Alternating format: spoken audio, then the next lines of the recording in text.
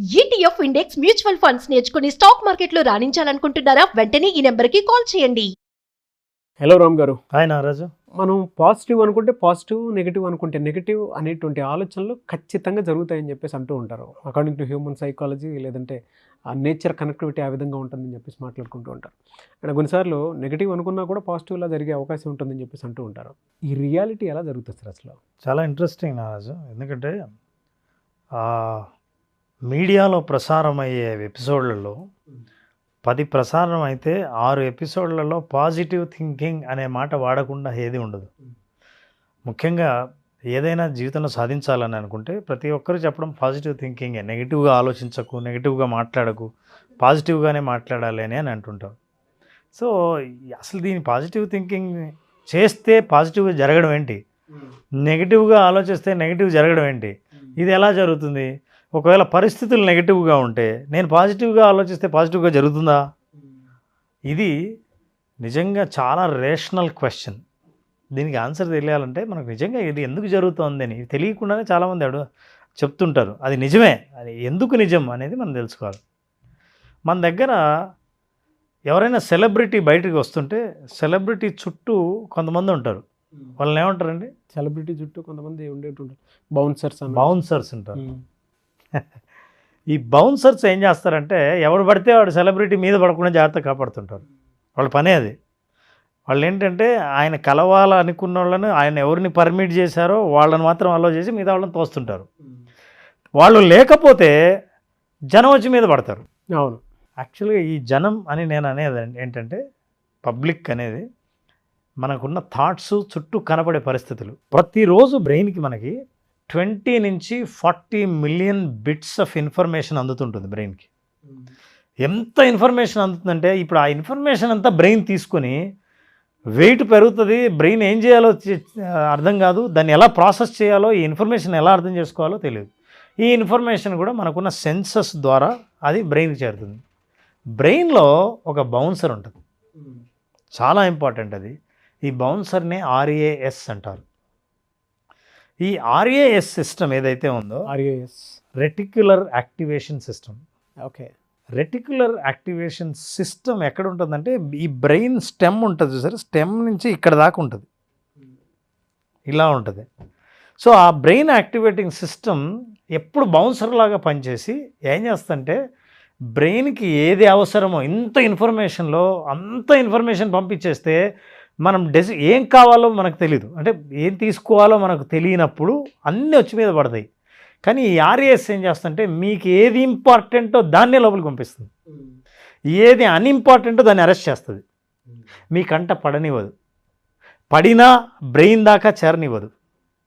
కంటితో చూసింది, చేత్తో తాకింది, చెవులతో విన్నది, ముక్కుతో వాసన చూసింది, ఈ రుచి చూసింది, ఇవన్నీ ఎక్సెప్ట్ దిస్. యాక్చువల్లీ RAS సిస్టంలో ఎందుకో వాసనని మాత్రం అది తీసుకోలేదు, కానీ మిగతా 4 సిస్టమ్స్ నుంచి వచ్చే ఇన్ఫర్మేషన్లో ఫిల్టర్ చేసేది ఏది అవసరమో అది పంపిస్తుంది. మరి ఎలా తెలుస్తుంది దానికి ఏది అవసరమో? మీకు ఏది అవసరమో ఏం తెలుస్తుంది? మీకు ఏది ఇంపార్టెంటో దాన్ని పంపిస్తుంది. ఏది ఇంపార్టెంట్ ఫిల్టర్ చేస్తుంది, ఫిల్టర్ చేసి ఇంపార్టెంట్ మాత్రమే మీకు ఇస్తుంది. మరి మీకు ఏది ఇంపార్టెంట్ దానికి ఎలా తెలుస్తుంది? ఎలా? మీరు ఏది ఎక్కువ ఫోకస్ చేస్తారో, ఏది ఎక్కువ మాట్లాడతారో ఈ RAS సిస్టమ్ క్యాచ్ చేస్తుంది. మీరు ఏం కావాలని అనుకుంటారో, దేని గురించి ఎక్కువగా చర్చిస్తున్నారో, దేని గురించి ఎక్కువగా ఆలోచిస్తున్నారో, ఓ ఇది ఈ బ్రెయిన్కి కావాలి. దానికి తెలిసిన భాష బ్రెయినే. అవును. మనం బ్రెయిన్ మనలో ఉంది, అట్లా మనం అయ్యాం. కానీ బ్రెయిన్ ఏం ఆలోచిస్తుందో దాన్ని అందిస్తుంది. ఏది ఇంపార్టెంట్, మీరు ఏది ఆలోచిస్తున్నారో అది. ఎప్పుడు ఏది ఆలోచిస్తారో అక్కడే ఎనర్జీ ఉంటుంది, ఎక్కడ ఎనర్జీ ఉందో దాన్ని ఆకర్షిస్తుంది.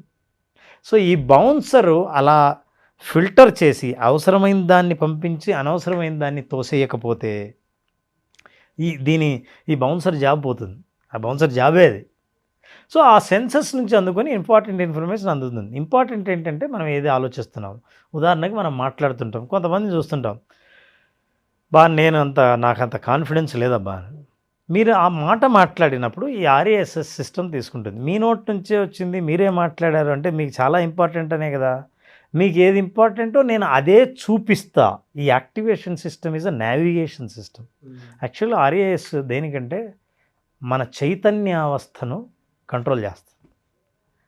అంటే మీరు మేలుకొని ఉండడాన్ని, మీ ఉద్వేగాన్ని, ఉద్రేకాన్ని, చైతన్యంతో ఉండడాన్ని, వీటన్నిటికీ కారణం ఆ ఆర్ఏఎస్. సో ఆ టైంలో ఏది ఉద్వేగంగా ఫీల్ అవ్వాలి, ఏది చైతన్యంగా ఉండాలి అన్నది తను నిర్ణయిస్తుంది. కొన్నిటికి డల్గా ఉంటాం, చుట్టూ జరుగుతున్నా మనం పట్టించుకోం. దేనికి ఏదైతే ఆర్ఏఎస్కి ఇంపార్టెంట్ కాదో వాటి మీద దృష్టి పోనివ్వదు. ఇప్పుడు ఇదేంటంటే ఒక నావిగేషన్ సిస్టమ్. ఆర్ఏఎస్ అనేది నావిగేషన్ సిస్టమ్. మిమ్మల్ని ఇప్పుడు చూడండి, మనం పాజిటివ్గా మాట్లాడితే పాజిటివ్ ఎందుకు జరుగుతుంది అని అంటే, ఈ నావిగేషన్ సిస్టము మీరు కోరుకున్నది, మీరు మాట్లాడినవి మీ చుట్టూ ఏవైతే ఉన్నాయో దాని మీదే ఫోకస్ చేసి అదే కనపడేలా చేస్తుంది. అవును. అందుకే కొంతమందికి ఒక చోట అవకాశాలు కనిపిస్తాయి, అదే సంఘటనలో అదే సందర్భంలో ఇంకోరికి అవకాశం కనిపించదు. సో మీకు ఆ అవకాశం కనిపించిందంటే అర్థం మీ ఆర్ఏఎస్ దీనికోసమే ఎదురు చూస్తుంది అని. మీ మాటల ద్వారా, మీ చేతల ద్వారా, మీ చర్చల ద్వారా, మీ నమ్మకాల ద్వారా, ఇవన్నిటి వల్ల ఈ ఆర్ఏఎస్ ఏదైతే ఉందో అక్కడి నుంచి అది ఫిల్టర్ చేసి మీకు ఇది అవసరం, మీకు ఇది ఇంపార్టెంట్ అని మీరు కోరుకుంటున్నారు కాబట్టి, రోజు మాట్లాడుతున్నారు కాబట్టి దాన్నే అందిస్తాను అనే ఫిల్టర్ చేసి అందిస్తుంటుంది. అందువల్ల పాజిటివ్గా మాట్లాడేవాడు ఎందుకో నేను ఎక్కడ చేయి పెట్టినా అది నా బంగారు చేయి అనుకుంటే బాగా సక్సెస్ అవుతుంది అని అన్నాడంటే అతని దృష్టి ఏంటంటే ఎక్కడ సక్సెస్ అవకాశాలు ఉన్నాయో వాటిని ఆకర్షిస్తూ పోతుంది. ఇది తెలియక చాలామంది, అంటే ఈ సిస్టమ్ని మనం ట్రైన్ చేయాలంటే పాజిటివ్గా మాట్లాడాలి. పాజిటివ్గా మాట్లాడడం అంటే అఫర్మేషన్స్. మనం ఎప్పుడైతే అఫర్మ్ చేస్తుంటామో, నెగిటివ్గా మాట్లాడే వాళ్ళకి నెగిటివ్ ఫలితాలే వస్తాయి. ఎందుకంటే మీరు దాన్నే మాట్లాడుతున్నారు, అదే కోరుకుంటున్నారు కాబట్టి మీకు చుట్టూ కష్టాలు, నష్టాలు, బాధలు, మోసం చేసేవాళ్ళు ఇవే కనిపిస్తాయి. అట్లాగే మంచి ఈ ఫిల్టరింగ్ సిస్టమ్ని మీరు ట్రైన్ చేస్తే అంటే దాని అర్థం ఏంటంటే మనమే ఎప్పుడు మంచిగా మాట్లాడడం, పాజిటివ్గా ఆలోచించడం చేస్తుంటే, పాజిటివ్గా ఆలోచించడానికి పరిస్థితులు పాజిటివ్గా ఉండక్కర్లేదు.